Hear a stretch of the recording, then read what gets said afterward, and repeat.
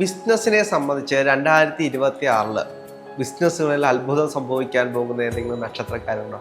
രണ്ടിൽ രാഹു നിന്നാൽ കുറച്ച് നമുക്ക് പിശുക്കുണ്ടാക്കി തരും, ഫൈനാൻഷ്യൽ കൺട്രോൾ ഉണ്ടാക്കി തരും. ചന്ദ്രാൽ ചിന്തിയും 7ാം ഭാവത്തിൽ സഞ്ചരിക്കും. അത് ഗജകേശ്വരി യോഗം എന്ന് പറയും. ഈ ജൂൺ മാസത്തിന് ശേഷം എപ്പോഴും എല്ലാവരും ശനിയെ പേടിക്കുന്ന ആൾക്കാരല്ലേ നമ്മൾ ഭൂരിഭാഗം ആൾക്കാർ. ശനിയെ പേടിക്കേണ്ടാത്ത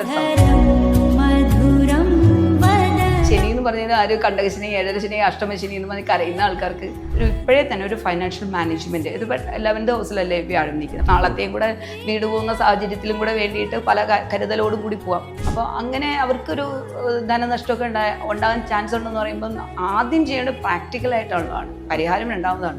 ക്രെഡിറ്റ് അധികം കൊടുക്കരുത് ആ ടൈമിൽ. ഇത് ഏറ്റവും കൂടുതൽ അനിവാര്യമായിട്ട് വരുന്നത് ചിങ്ങൻ രാശിക്കാർക്കാണ്. 12ിലോട്ട് വ്യാഴം വരുന്ന ആൾക്കാർക്ക്. ചിങ്ങൻ രാശിയിലപ്പോൾ ഏതൊക്കെ നക്ഷത്രക്കാരായിരിക്കും വരുന്നത്? മകം, പൂര, ഉത്രത്തിന്റെ കാൽഭാവം അടങ്ങിയതാണ്. ഈ ബിസിനസ് ഒക്കെ നോക്കുന്ന ആളുകളൊക്കെ ഒരുപാട് ഇത്തരത്തിൽ ജ്യോതിഷമാണെങ്കിലും അസ്ട്രോളജി ആണെങ്കിലും ഒരുപാട് ജ്യോതിഷന്മാരെ കാണാറുണ്ട്. അപ്പോൾ ബിസിനസ്സിനെ സംബന്ധിച്ച് 2026 ബിസിനസ്സുകളിൽ അത്ഭുതം സംഭവിക്കാൻ പോകുന്ന ഏതെങ്കിലും നക്ഷത്രക്കാരുണ്ടോ? ബിസിനസിന്റെ രാശി തന്നെ തുലാം രാശിയാണ്. അതായത് തുലാം രാശിയുടെ സിമ്പൽ എന്താ? തുലാസല്ലേ? അതായത് ബിസിനസിന്റെയും നീതിയുടെയും ന്യായത്തിൻ്റെയും രാശിയാണ് തുലാം രാശി എന്ന് പറയുമ്പോഴേ. അപ്പോൾ ആ തുലാം രാശിക്കാർക്ക് ഇപ്പോൾ 2026 ആരംഭ കാലഘട്ടത്തിൽ 9ാമത്തെ രാശിയിൽ ഭാഗ്യഭാവം, 3ാമത്തെ രാശിയാധിപതി 6ാം ഭാവാധിപതിയായ ഗ്രഹം 9ാം ഭാവത്തിൽ ഭാഗ്യഭാവത്തിലാണ് നിൽക്കുന്നത്. അതുപോലെ അത് വളരെ നല്ലതാണ്. അതുപോലെ 2026 ജൂൺ മാസത്തിന് ശേഷം വരുമ്പോൾ അത് കർമ്മഭാവത്തിലോട്ട് വരും. അപ്പം 3 ഉപജയ ഭാവാസം തമ്മിലുള്ള കണക്ഷൻസ് വരും. 3, 6, 10 ഭാവാസം തമ്മിൽ. അപ്പോൾ കൺസിസ്റ്റൻ്റ് ആയിട്ട് നമ്മളൊരു എഫർട്ട് കൊടുത്തു പോയാൽ നല്ല റിസൾട്ട് ഉണ്ടാവും ആ ടൈമിൽ. അപ്പോൾ ആ രാശിക്കാർക്ക്, തുലാം രാശിക്കാർക്ക് പൊതുവേ തന്നെ ബിസിനസ്സിൻ്റെ രാശിക്കാരാണ്. ഈ ഒരു വർഷം ബിസിനസ്സിൽ ഒരുപാട് അവരുടെ ഈ വ്യാഴം എപ്പോഴും ഡെവലപ്പ് ചെയ്യുക, ഇമ്പ്രൂവ് ചെയ്യുക, ഗ്രോത്ത് ആൻഡ് എക്സ്പാൻഷൻ കൊടുക്കുക. അതാണ് വ്യാഴത്തിൻ്റെ ഒരു റോള്. കർമ്മഭാവത്തിൽ വ്യാഴം വന്ന് നിൽക്കുന്ന, കേന്ദ്രഭാവത്തിലല്ലേ വ്യാഴം നിൽക്കുന്നതെന്നൊക്കെ ചോദിക്കാം. കേന്ദ്രഭാവത്തിലാണ്, പക്ഷെ ബലവാനായി ഉച്ചനായി നിൽക്കുന്ന വ്യാഴാണ്. 3, 6, 10 ഭാവാസ് തമ്മിലുള്ള കണക്ഷൻസുമാണ്. അത് നല്ലതാണ്. 3ാമത്തെ രാശി എന്നാണ് നമ്മുടെ സ്കില്ല്, കറേജ്, എനർജി, ഓൺടർപ്രണർഷിപ്പ് ഒക്കെ, നമ്മുടെ ധൈര്യം, വീര്യം, പരാക്രമം എന്നൊക്കെ പറയുന്ന രാശിയാണ് 3ാമത്തെ രാശി. മാം ഇത്രയും സ്പീഡിൽ ഇങ്ങനെ ആ ഒരു ഒഴുക്കിലാണ് പോകുന്നത്. വർഷങ്ങളായിട്ട് പറഞ്ഞു പോകുന്നുണ്ടാന്ന് തോന്നുന്നു. ആ ഒഴുക്കിലാണ് ഇങ്ങനെ പൊക്കോണ്ടിരിക്കുന്നത്. അതാണ്. അതെന്ന് വെച്ചാൽ കുറെ വർഷങ്ങളായിട്ട് ഇങ്ങനെ പറഞ്ഞു ചില സമയത്ത് എനിക്ക് പിടികിട്ടത്തില്ല എന്താ പറയണേന്നല്ലേ. അപ്പോൾ അങ്ങനെ 3ാം ഭാവം എന്ന് വെച്ചാൽ നമ്മുടെ സഹായഭാവമാണ്. നമ്മുടെ കേരള ട്രഡീഷണൽ ധൈര്യം, വീര്യം, പരാക്രമം എന്ന് വെച്ചാൽ എന്താ മനസ്സിലാവണേ എന്ന് വെച്ചാൽ നമ്മുടെ സ്കില്ല്, നമ്മുടെ കറേജ്, എനർജി, ഓൺടർപ്രണർഷിപ്പ്, ഒരു ഓൺടർപ്രണർ ആവാൻ എന്നൊക്കെ പറയുമ്പോൾ 3ാമത്തെ രാശിയെ നമ്മൾ ചിന്തിക്കണം. ഈ 3ാമത്തെ രാശിയാധിപതി ഉച്ചനായ കർമ്മഭാവത്തിലാണ് നിൽക്കുന്നത്. അപ്പോൾ 2026 ജൂൺ മാസത്തിന് ശേഷം തൊട്ടേ അപ്രോക്സിമേറ്റ് 1 ഇയർ വരെ. അപ്പോൾ ആ ഒരു ടൈമിലെന്ന് പറയുന്നവർക്ക് കരിയർ ഗ്രോത്ത് ഉണ്ടാക്കിയെടുക്കാനായിട്ട് അവരുടേതായ സ്വന്തം എഫർട്ട് കൊണ്ട് വരുന്ന ചലഞ്ചസിനെല്ലാം. അപ്പോൾ 6ാമത്തെ രാശിയിലോട്ട് വ്യാഴവീക്ഷണം വരും. ആ സമയത്ത് 6ാം ഭാവം എന്ന് പറയുന്നത് നമ്മുടെ ചലഞ്ചസിൻ്റെ ഭാവമാണ്. എപ്പോഴും ഒരു ബിസിനസ്സിലുള്ള ഒരു പ്രശ്നം എന്ന് പറയുന്നത് എന്താ? ചലഞ്ചസ് ആണ് അതിനകത്ത്. അതൊക്കെ സോൾവ് ചെയ്ത് കൊണ്ടുപോകാനായിട്ട് പറ്റും ആ ടൈമിൽ. ഈ വ്യാഴത്തെ പ്രീതിപ്പെടുത്തി കഴിഞ്ഞാൽ ബിസിനസ്സിൽ നമുക്ക് ഉയർച്ച ഉണ്ടാകുമോ? 10th ഹൗസ്, 2nd ഹൗസ്, അതായത് നമ്മൾ വ്യാഴത്തിനെ പ്രീതിപ്പെടുത്തിയാൽ മാത്രമല്ല, വ്യാഴത്തിന് പൊതുവിൽ പ്രീതിപ്പെടുത്തേണ്ടതാണ് അതെല്ലാവരും. അല്ല, വ്യാഴം അനുകൂലമായതുകൊണ്ട് അവർക്കെല്ലാം ബിസിനസ്സിൽ ഗ്രോത്ത് ഉണ്ടാവും എന്ന് പറഞ്ഞുകൊണ്ട് അല്ല, പൊതുവിൽ അങ്ങനെ ചിന്തിക്കുമ്പോൾ ആൾക്കാർ വിചാരിക്കും വ്യാഴപ്രീതി വരുത്തി കഴിഞ്ഞാൽ ബിസിനസ്സിൽ പൊതുവേ ഗ്രോത്ത് ഉണ്ട്. അങ്ങനെയല്ല കേട്ടോ. അതായത് ബിസിനസ് എന്ന് പറയുമ്പോൾ നമുക്ക് ഫസ്റ്റ് നമ്മുടെ ധനപരമായ വിഷയങ്ങൾ, 3ാമത്തെ രാശി, 6ാം ഭാവം, കർമ്മഭാവം, 11ാമത്തെ രാശി, പാർട്ട്ണർഷിപ്പാണ് 7ാമത്തെ രാശി, ഇതെല്ലാം. അപ്പം അതിൻ്റെ രാശിയാധിപന്മാരെ എല്ലാം പ്രീതിപ്പെടുത്തും. ആ രാശിയിൽ കണക്ഷൻ വന്നേക്കുന്ന പ്ലാനറ്റ്സിനെയൊക്കെ പ്രീതിപ്പെടുത്തുകയും ചെയ്യണമെങ്കിൽ ബിസിനസ് വളരെ സ്മൂത്തായിട്ട് പോകാൻ പറ്റും. അപ്പം തുലാം രാശിക്ക് പിന്നെ മാത്രമല്ല 11ാമത്തെ രാശിയാധിപതി സൂര്യനാണ്.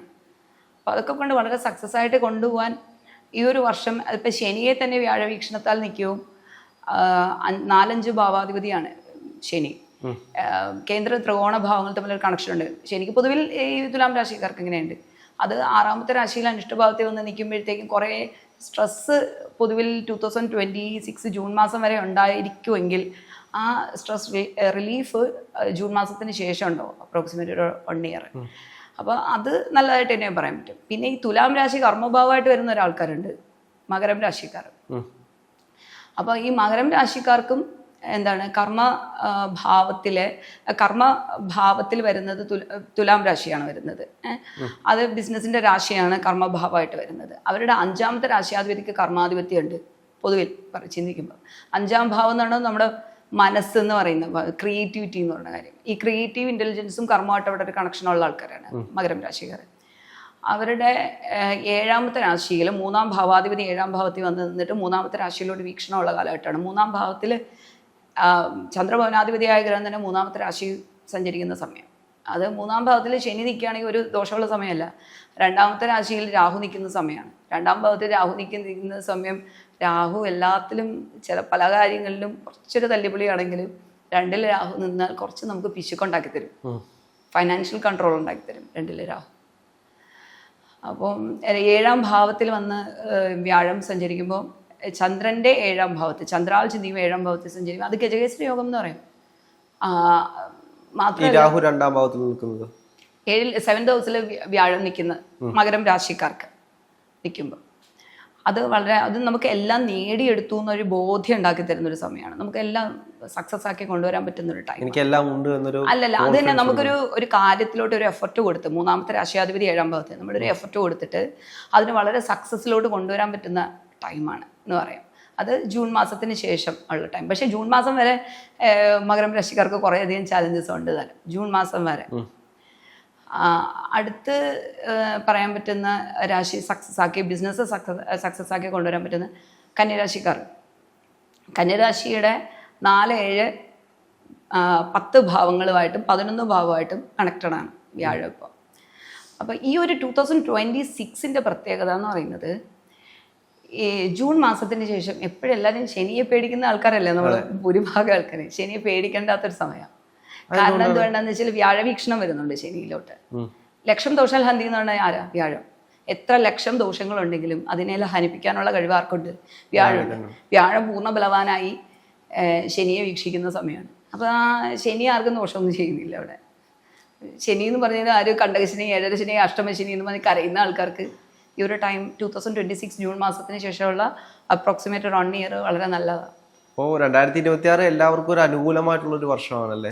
അത് അനുകൂലമാണ്, പക്ഷേ എല്ലാവർക്കും ഒന്നും പറയാൻ പറ്റില്ല. അതിന് ചിങ്ങം രാശിക്കാർക്ക് ജൂൺ മാസത്തിന് ശേഷം കുറച്ച് പ്രതികൂലമാണ്.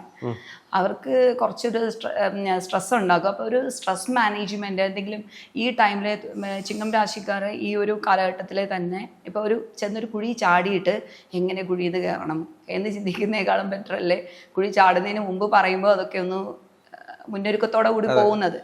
അതുപോലെ നമ്മൾ ഈ ടൈമിൽ ആ സമയത്ത് കുറച്ചുകൂടെ സ്ട്രെസ് ഉണ്ടാവും. ഇപ്പോഴേ ചെറിയ ചെറിയ പ്രശ്നങ്ങൾ ഉണ്ടായിരിക്കും. അത് കൂടുതൽ ഫാമിലി റിലേറ്റഡ് ഇഷ്യൂസൊക്കെ ഉള്ള ആൾക്കാരാണെങ്കിൽ ഇപ്പോൾ കുറച്ചൊരു സെൽഫ് കൺട്രോൾ നല്ലതാണ് രണ്ടുപേർക്ക്. 2026 ജൂൺ മാസത്തിന് ശേഷം നല്ല ഫാമിലിക്കകത്ത് നല്ല ബുദ്ധിമുട്ടുകളാണെങ്കിൽ എന്തെങ്കിലും കൗൺസിലിങ്ങിനോ ആരെങ്കിലൊക്കെ പോകണം. അത് 1 വർഷം വരെ ഈ തലവേദന ഉണ്ടാവത്തുള്ളൂ.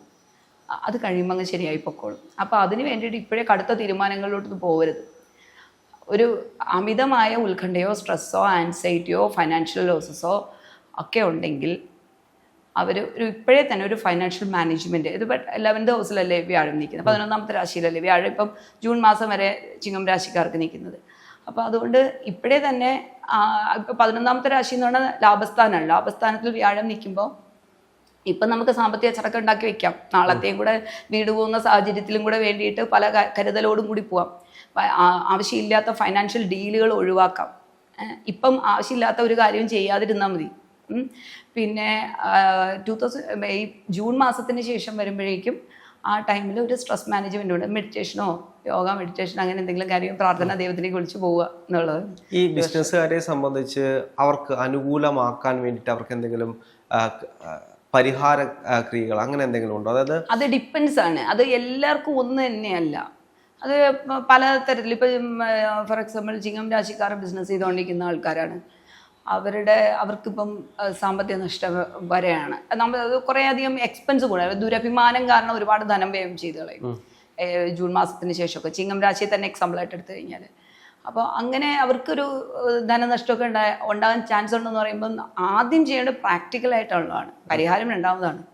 പ്രാക്ടിക്കലായിട്ടെന്ന് വെച്ചാൽ ഇപ്പോൾ ബിസിനസ്സൊക്കെ ചെയ്യുന്ന ആൾക്കാരാണെങ്കിൽ അവർ ഇപ്പം എന്താ ക്രെഡിറ്റ് കൊടുക്കുന്ന ആൾക്കാരാണെങ്കിൽ അവർ ഫുൾ ക്രെഡിറ്റ് കൊടുക്കാതിരിക്കുക, അല്ലെങ്കിൽ അവരെ പ്രോഫിറ്റ് മാർജിനെങ്കിലും പ്രോഫിറ്റ് മാർജിൻ ഹോൾഡ് ചെയ്ത് ഒരു 70% ആയെങ്കിലും അഡ്വാൻസ് ആയിട്ട് അവർ റിസീവ് ചെയ്യുക എന്നുള്ളതാണ്. ക്രെഡിറ്റ് അധികം കൊടുക്കരുത് ആ ടൈമിൽ. അതുപോലെ തന്നെ ഇപ്പോൾ കോൺട്രാക്ടേഴ്സ് അങ്ങനെയൊക്കെ ഉള്ള ആൾക്കാർ, അല്ലെങ്കിൽ എന്തെങ്കിലും ഒരു വീട് പണി അങ്ങനെയായിട്ടൊക്കെ എടുത്ത് ചെയ്യുന്ന ആൾക്കാരൊക്കെ ആണെങ്കിൽ അത് വീട് പണിയെന്ന് ഞാൻ പറയാൻ കാരണം എന്ന് വെച്ചാൽ 12ാമത്തെ രാശിയിൽ വ്യാഴം നിന്നുകൊണ്ട് 4ാമത്തെ രാശിയൊക്കെയാണ് വീക്ഷിക്കുന്നത്. അതൊരു പ്ലസ്, ചിലർക്ക് വളരെ അനുകൂലമാണിത്. ഇപ്പോൾ വിദേശത്തൊക്കെ വീട് വാങ്ങുന്ന ആൾക്കാർക്ക്, ഫോറിൻ ഇൻവെസ്റ്റ്മെൻറ്റ് ചെയ്യുന്നവർക്ക് നല്ലതാണത് ആ കണക്ഷൻ. അത് ദോഷമല്ലത്. പിന്നെ അതുപോലെ റിസർച്ച് ചെയ്യുന്നവർക്ക് നല്ലതാണ് ആ കണക്ഷൻ. റിസർച്ച് ചെയ്യുന്നവർക്ക്, പിന്നെ IT പ്രൊഫഷണൽസിന്, ഇൻവെസ്റ്റിഗേഷൻ റിലേറ്റഡ് ആയിട്ടുള്ള ജോബ്സ് ഹാൻഡിൽ ചെയ്യുന്ന ആൾക്കാർക്ക് അവർക്കൊക്കെ അനുകൂലമാണ് ഈ പറയുന്ന കണക്ഷൻ. അല്ലെ അതുപോലെ തന്നെ സ്പിരിച്വൽ ട്രെയിനേഴ്സിന് അവർക്കൊക്കെ ഈ പറയുന്ന 8, 12, 6, 8 ഭാവങ്ങൾ തമ്മിലുള്ള കണക്ഷൻസ്, വിപരീത രാജയോഗം, പൊളിറ്റീഷ്യൻസ് ഇവർക്കൊക്കെ അനുകൂലമാണ്. പക്ഷേ ഈ ബിസിനസ് ചെയ്യുന്ന ആൾക്കാർ അവരൊരു ഫൈനാൻഷ്യൽ കൺട്രോൾ അവിടെ വേണം. മാത്രമല്ല അവരിപ്പം എന്തെങ്കിലും ഫുൾ ക്രെഡിറ്റ് ഇട്ട് ഒരു കാര്യം ചെയ്തു, ആരെയും ട്രസ്റ്റ് ചെയ്ത് ആ സമയത്ത് ഒരാളിനെ ട്രസ്റ്റ് ചെയ്ത ഒരു കാര്യവും നമ്മൾ സാമ്പത്തികമായി ട്രബിളിലായി പോകില്ല, ആൾ തരും എന്നുള്ളൊരു വിശ്വാസത്തിൻ്റെ പുറത്ത് അവിടെ ഒരു കാര്യം ചെയ്യാൻ പോകരുത്. അവിടെ സാമ്പത്തികമായിട്ട് ആ ഡിലേ ആവുകയാണ്, ആ പേയ്മെൻറ്റ് ഡിലേ ആവുകയാണെങ്കിൽ ആ വർക്കും ഹോൾഡ് ചെയ്തേക്കണം. ഇത് ഏറ്റവും കൂടുതൽ അനിവാര്യമായിട്ട് വരുന്നത് ചിങ്ങൻ രാശിക്കാർക്കാണ്. 12ിലോട്ട് വ്യാഴം വരുന്ന ആൾക്കാർക്ക്. ചിങ്ങൻ രാശിയിലപ്പോ ഏതൊക്കെ നക്ഷത്രക്കാരായിരിക്കും വരുന്നത്? മകം, പൂര, ഉത്രത്തിന്റെ കാൽഭാവം അടങ്ങിയതാണ്. അവര് ഈ സമയത്ത് അങ്ങനെയുള്ള കാര്യങ്ങൾ ശ്രദ്ധിക്കേണ്ടതാണ്. ആരെയും ബിസിനസ്സിൽ പൂർണ്ണമായിട്ട് വിശ്വസിക്കുക, ബിസിനസ്സിൽ പൂർണ്ണമായിട്ട് പാർട്ട്നേഴ്സിന് ബിസിനസ്സിൽ പൂർണ്ണമായിട്ട്, എന്നിട്ട് അവര് ചതിക്കുന്ന ആൾക്കാരെന്നുള്ളതല്ല, ബൈ ചാൻസ് അവർക്കൊരു സിറ്റുവേഷൻ വന്നു വിട്ടു പോവാം. അപ്പുറത്തേക്കുന്ന ആളിനെ ചിലപ്പോൾ ചതിക്കണമെന്ന് മനഃപൂർവ്വം വിചാരിക്കുന്ന ആളായിരിക്കില്ല, പക്ഷെ അവർക്കൊരു സാഹചര്യം വന്നു വിട്ടു പോകാം, ബുദ്ധിമുട്ടുകൾ ഉണ്ടാക്കിത്തരാം. അത് ചിലപ്പോൾ ബിസിനസ് പാർട്ണറാവാം, പിന്നെ നമ്മുടെ ജീവിത പങ്കാളിയാവാം, എവിടെന്നെങ്കിലുമൊക്കെ ചില അഭിപ്രായ വ്യത്യാസങ്ങളോ ചർച്ചയില്ലായ്മ. മാത്രമല്ല ഇവർക്ക് അവരുടേതായ ഒരു നിലപാടുള്ള ആൾക്കാരാണ്. ഒരു ലിമിറ്റിനപ്പുറം ആരെയും മുന്നേ തലകുനിക്കാൻ പോകുന്ന ഒരു രാശിയല്ല ചിങ്ങൻ രാശി. എന്ന് വെച്ചാൽ സൂര്യൻ്റെ രാശിയാണ്, സിംഹത്തിൻ്റെ രാശിയാണ്.